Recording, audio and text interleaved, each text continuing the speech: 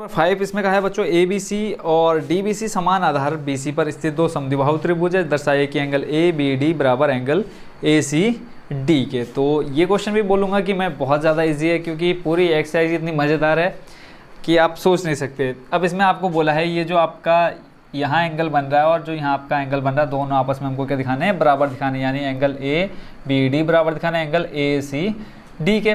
अब इसको हम कैसे दिखा सकते हैं? क्वेश्चन में एक चीज़ आपको बोल रखी है कि जो आपका त्रिभुज है ए बी सी और दूसरा आपका त्रिभुज बी डी सी, ठीक है, ये आपस में क्या है, दोनों एक ही आधार पर टिके हुए हैं और दोनों कैसे हैं, समद्विबाहु त्रिभुज हैं। अब समद्विबाहु का मतलब क्या हुआ, जिसकी दो भुजाएं बराबर है। अब इसकी अगर देखें, ये वाली भुजा इसके बराबर है, ये वाली भुजा इसके बराबर है। अब यहाँ पे हम किसका इस्तेमाल करने वाले हैं प्रमेय 7.2 का, कि अगर दो भुजाएं क्या हैं, बराबर है, तो उनके सम्मुख कोण भी क्या होंगे, बराबर होंगे। तो यहाँ पे हमने सिंपली एक चीज़ क्या कर लेनी है, मान लेना है, इसको मान लेते हैं एंगल 1 और इसको एंगल 2, ऐसे ही एंगल 3 करते हैं एंगल 4। अब हम क्या करेंगे कि त्रिभुज हम ले लेंगे पहले कौन सा, ए बी सी। इसमें हम दिखा देंगे क्या, इसकी दो भुजाएं बराबर है, तो इसके जो एंगल 2 और बराबर के उसके किसके हो जाएगा, एंगल 1 के बराबर हो जाएगा। ऐसे ही आपका दूसरा त्रिभुज डी बी सी किसके बराबर हो जाएगा, इसकी देखो एंगल 3। अब इसकी संगत भुजाएं क्या है, बराबर है, आमने सामने की भुजाएं क्या है, बराबर, तो सम्मुख कोण भी क्या होंगे, बराबर होंगे। प्रमेय 7.2 जैसा कहती है।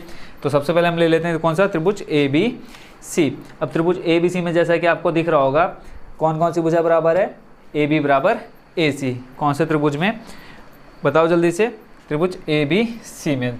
चाहे तो आप लिख सकते हैं त्रिभुज ए बी सी में भुजा बराबर आपकी ए बी बराबर ए सी, ए बी बराबर ए सी दिया है, ठीक है। तो आपका क्या हो जाएगा, एंगल 2 बराबर हो जाएगा किसके, एंगल 1 के। देखो ए बी वाले को आपने एंगल 2 माना है, तो एंगल 2, और ए सी को माना है आपने एंगल 1, तो एंगल 1। क्यों, ये क्या कारण दिया है यहाँ पे हमने, प्रमेय कौन सा, 7.2। और पट यहाँ पे आप प्रमेय 7.2 नहीं, पूरी प्रमेय लिखेंगे कि एक समद्विबाहु त्रिभुज की बराबर भुजाओं के सम्मुख कोण भी क्या होते हैं, बराबर होते हैं। अगर ये वाली भुजा इसके बराबर है, तो इसके सम्मुख कोण भी क्या होंगे, बराबर होंगे। एंगल 2 बराबर हो जाएगा इसके एंगल 1 के। ऐसे दूसरा त्रिभुज आपका कौन सा, त्रिभुज डी बी सी। त्रिभुज डी बी सी में यहाँ से आपका कौन सी भुजा आ जाएगी, बी डी बराबर हो जाएगा किसके, सी डी के। बी डी बराबर हो जाएगा आपका सी डी के। ये भी आपका क्या है, क्वेश्चन में दिया है। और क्या दिया है, ऐसा नहीं कहा कि ये इसके बराबर है, ये कहा है कि समद्विबाहु त्रिभुज है। तो बी डी बराबर सी डी है, जब दो भुजाएं क्या हैं, बराबर हैं, समद्विबाहु त्रिभुज के सम्मुख कोण भी क्या होंगे, बराबर होंगे। तो यहाँ से आ जाएगा एंगल 3 बराबर एंगल 4। सी डी वाला देखो एंगल 4 आपने ले रखा है। तो यहाँ से देखो अब क्या सिंपली क्या करना है, इसको मान लेते हैं समीकरण नंबर 1 और इसको मान लेते हैं दूसरे वाले को समीकरण नंबर 2। यहाँ पर भी आप क्या लिखेंगे, प्रमेय 7.2 से आपका एंगल 3 बराबर एंगल 4 है। तो यहाँ पर सिंपली अब क्या लिखना है आपने, समीकरण 1 व 2 को जोड़ने पर, समीकरण 1 व 2 को क्या करने पर, जोड़ने पर।